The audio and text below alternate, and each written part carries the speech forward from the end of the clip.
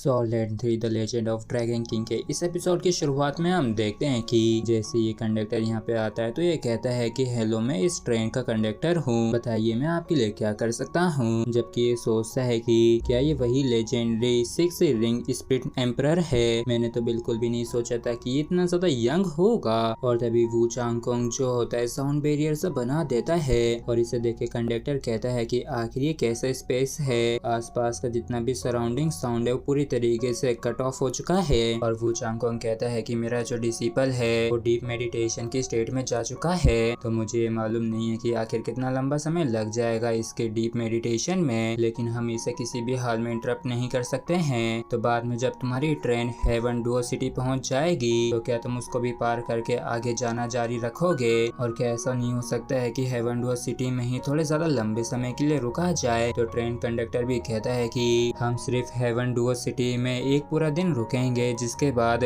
Waste की तरफ जाने लगेंगे। मतलब कि ये जो स्प्लिट गाइडेंस ट्रेन है सन मून सिटी की तरफ जाएगी, क्योंकि काफी सारे पैसेंजर्स पहले ही टिकट्स ले चुके हैं, तो हम ट्रेन के प्लान्स को चेंज तो नहीं कर सकते हैं। और इस चीज को सुन के वो चांगकोंग भी सोचता है कि जैसा कि एक्सपेक्ट यही था, तो ऐसा दिखता है कि मुझे ये करना ही होगा। और तभी हम देखते हैं कि इस बंदे के भी होश उड़ जाते हैं, क्योंकि ट्रेन जो होती है अपने स्टेशन पे पहुंच गई होती है, जहाँ पे अनाउंस होता है कि ये जो ट्रेन है ये हेवन डुओ सिटी पहुंच चुकी है, तो जो लोग उतरना चाहते हैं वो तैयार हो जाएं। और वू चांगकोंग जो होता है नोटों की गड्डियां यहाँ पे रखते हुए कहता है कि ये जो पैसा है ये काफी होगा तुम्हारे डैमेज को कंपनसेट करने के लिए, और मुझे लगता है कि इतना काफी होगा। तो इस चीज को सुन के ये कंडक्टर हैरान होता है और कहता है कि क्या कंपनसेशन हमारे डैमेज के लिए? आखिर इससे तुम्हारा क्या मतलब है? और तभी हम देखते हैं कि वू चांगकोंग जो होता है अपनी पावर्स को इस्तेमाल करता है और टांग वुलिन को चेयर के समेत ही उखाड़ के यहाँ से जाने लगता है। और इस चीज को देख के कंडक्टर के भी होश उड़ जाते हैं और ये कहता है कि इसने चेयर को उखाड़ लिया और यहाँ से जा रहा है, जरा रुको, तुम ये नहीं कर सकते हो।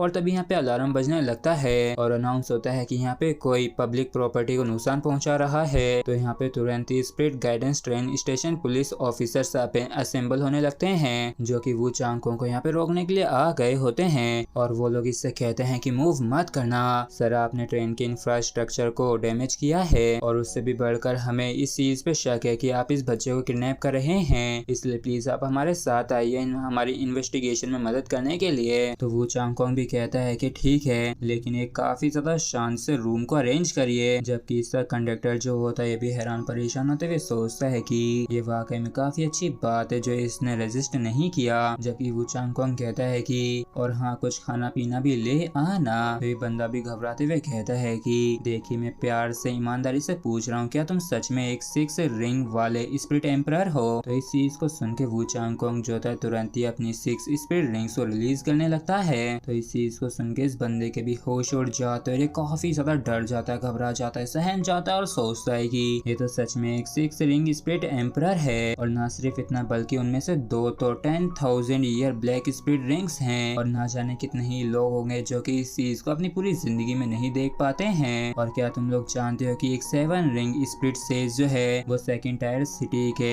एक चीफ एग्जीक्यूटिव के बराबर होता है, और अगर इसका मन रेजिस्ट करने का हुआ तो मैं अंदाजा लगा सकता हूँ कि इस स्प्लिट एम्परर के अटैक को 2 स्टैंडर्ड मैक्स भी रेजिस्ट नहीं कर पाएंगे। और ये तो सच में काफी ज्यादा डेंजरस एग्जिस्टेंस है, और यहाँ तक कि अगर हम सभी एक साथ मिल भी जाते हैं इसके खिलाफ एक्शन लेने के लिए, तब भी हम कुछ भी नहीं कर सकेंगे। और अगर हम इससे लड़ते भी तो ये बिल्कुल ऐसा ही होगा, कोई AK-47 लेके शिकार पे निकला है। और फिर हमें एक जगह का सीन दिखाया जाता है जहाँ पे काफी बढ़िया सा रूम होता है, ऑफिस होता है, और यहाँ पे टांग वुलिन और वू चांगकोंग जो होते हैं दोनों ही आए हुए होते हैं। वू चांगकोंग सोच रहा होता है कि चीफ पुलिस ऑफिसर ने ये जो रूम तैयार किया है ये वाकई में काफी शांत है, और उन्होंने वाकई में हमें हाई ग्रेड न्यूट्रिएंट्स दिए हैं, वो भी पूरे एक हफ्ते के लिए। और अब बस मुझे तब तक इंतजार करना है जब तक कि टांग वुलिन होश में नहीं आ जाता है। जबकि इस तरफ ये जो चीफ पुलिस ऑफिसर होता है ये रो रहा होता है, लेकिन इसके साथी और जो होते हैं इसका उत्साह बढ़ाते हुए कहते हैं कि कैप्टन, आपने वाकई में काफी बड़ी परेशानी से छुटकारा दिलाया है। तो चीफ ऑफिसर भी रोते हुए कहते हैं कि हाँ, तुम ऐसा कह सकते हो, लेकिन इसके लिए मुझे अपना हाल ही में रेनोवेट किया हुआ ऑफिस देना पड़ा। ये वाकई में काफी अच्छी किस्मत है जो इस स्प्लिट एम्परर ने कुछ भी नहीं किया। जबकि कुछ जने इसका साहस बढ़ाते हुए कहते हैं कि कैप्टन, आप तो वाकई में काफी बहादुर हैं। और ऐसे ही देखते देखते कई दिन बीत जाते हैं और वू चांगकोंग सोच रहा होता है कि टांग वुलिन अब कोई तुम्हें डिस्टर्ब नहीं कर रहा है, इसलिए अब शांति से आराम से कल्टीवेट करो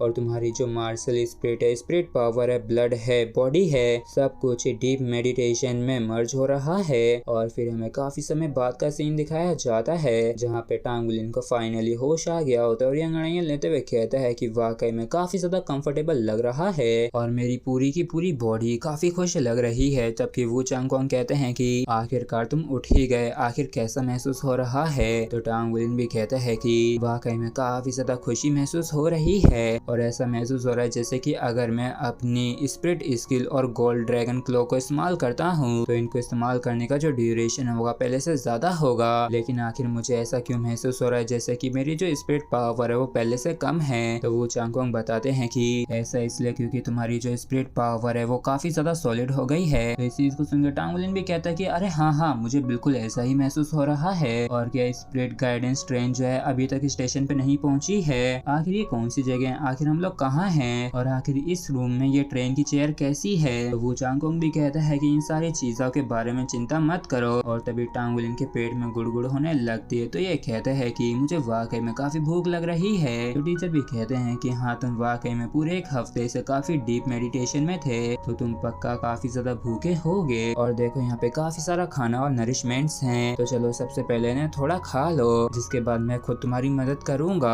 और चिंता मत करो, आराम से खाओ धीरे धीरे। और 7 लोगों का खाना तो तुम्हारे लिए आराम से काफी होगा ना। मगर तभी टांगुलिन कहता है कि मैंने तो इसे खा भी लिया, क्या यहाँ पे खाना थोड़ा और है? और इस चीज को सुन के टीचर वू चांगकोंग के भी होश उड़ जाते हैं और ये भी थोड़े परेशान हो जाते हैं इस भुक्कड़ को देख के। और इसी के साथ फ्रेंड्स हमारा एपिसोड यहीं पे खत्म होता है। अगर आप लोगों को वीडियो अच्छा लगा हो तो प्लीज चैनल को सब्सक्राइब और वीडियो को लाइक करना बिल्कुल भी ना भूलें। Thank you.